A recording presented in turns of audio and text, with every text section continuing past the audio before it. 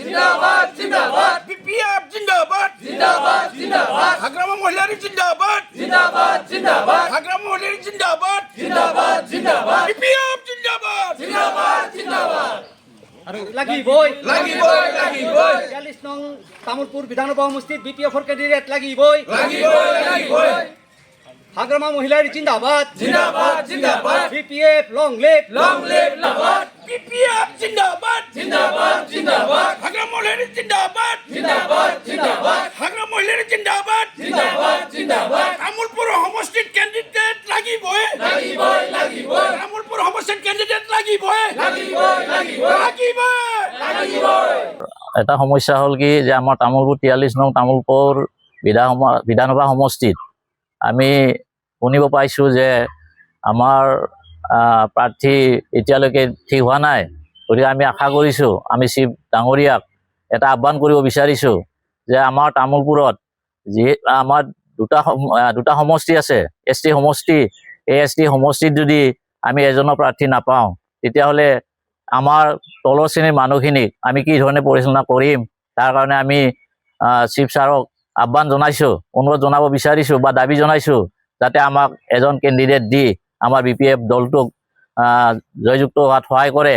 আমি দাবী জনাব বিচাৰিছোঁ যে আমাক BPF দলৰ এজন প্ৰাৰ্থী লাগে আৰু সেই প্ৰাৰ্থীজন যদি নাথাকে তেতিয়াহ'লে আমি আগন্তুক সময়খিনিত আমি ৰাইজক ধৰি ৰখাটো অসম্ভৱ হ'ব। আমি আশা কৰিছোঁ যাতে আমাক এই তামোলপুৰ সমষ্টিত আমাৰ BPF দলৰ প্ৰাৰ্থীক দি আমাৰ ৰাইজৰ যিখিনি সমস্যা সেইখিনি সমস্যা সমাধান হোৱাত সহায় সহযোগিতা কৰে। লগতে আমাৰ মাইনৰিটিৰ প্ৰায় 30,000 ভোটাৰ্ছ আছে আৰু বড়ো ভোট মোটামুটি আমাৰ 60,000 আছে। ইয়াৰ উপৰিও শৰণীয়া ভোট মোটামুটি 5,000 আছে। এই ক্ষেত্ৰত আমি আশা কৰিব বিচাৰিছোঁ যে আমি আমাৰ দলৰ প্ৰাৰ্থীক টিকট দিলে নিশ্চয় আমি আমাৰ দলটি জয়যুক্ত হোৱাত সহায় কৰিব পাৰিম, আমি এইটোকে আশা কৰিছোঁ। নহয় মিত্ৰতাৰ খাতিৰত দিলেও যিহেতু আমাৰ দুটা সমষ্টি আছে, ST সমষ্টি আছে, মিত্ৰতাৰ খাতিৰত দিলেও যিহেতু আমাৰ এতিয়ালৈকে তামোলপুৰত, বাগানপাৰাত, মচলপুৰত ঠিক আমাৰ BPFৰ প্ৰাৰ্থী নাই, সেই ক্ষেত্ৰত আমি যদি MLA বা MLA এজনো নাপাওঁ আমাৰ বিধানসভাত তেতিয়াহ'লে আমাৰ যিখিনি দাবী সেইখিনি দাবী পূৰণ কৰাত নিশ্চয় ব্যাঘাত জন্মিব। নাই, আলোচনাটো বহুত হ'ব। আলোচনা হ'লেও আমি হয়তো আমাৰ দল হিচাপে আমি মানি লোৱাত কিছু বাধা আছে। আমি নিশ্চয় আমাৰ ওপৰ মহলৰ যিখিনি বিষয়ববীয়া আছে তেখেতসকলক আমি দাবী উত্থাপন কৰিম।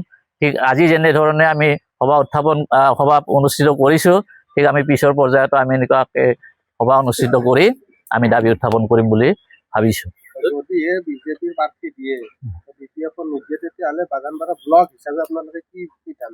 বিজেপি প্ৰাৰ্থী দিয়াটোৰ কথাটো নাহে, আমি আগতে উত্থাপন কৰিম যে আমাক প্ৰাৰ্থী লাগে, তাৰ বিকল্প বেলেগ একো নাই। বিজেপি প্ৰাৰ্থী দিলেও আমি আশা কৰা নাই যে দিব। আমাৰ যিটো ৰাইজৰ সমৰ্থন সেইটো যদি নস্বাত কৰে তেতিয়াহ'লে নিশ্চয় কিছু ব্যাঘাত হ'ব বুলি মোৰ ধাৰণা হয়। সমৰ্থনটো পিছত হ'ব। আমি এতিয়ালৈকে ওপৰ মহলৰ পৰা যিহেতু নিৰ্দেশ অহা নাই, মৌখিকভাৱেহে চলি আছে কথাখিনি, আমি এতিয়ালৈকে দিয়া বুলি আমি ধৰি লোৱা নাই। কাৰণ আমাৰ হাইকমাণ্ড আছে, হাইকমাণ্ডে নিশ্চয় এতিয়ালৈকে এই কথাটো প্ৰকাশ কৰা নাই।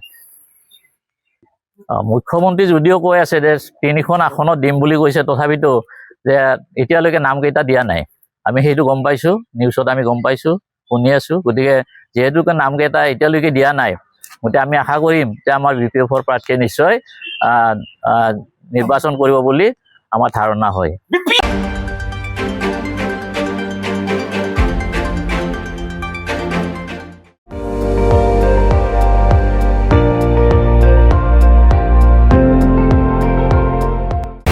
আপুনি চাই আছে ND24, সৰ্বশ্ৰেষ্ঠ নহয় সৰ্বোত্তমৰ দৌৰ।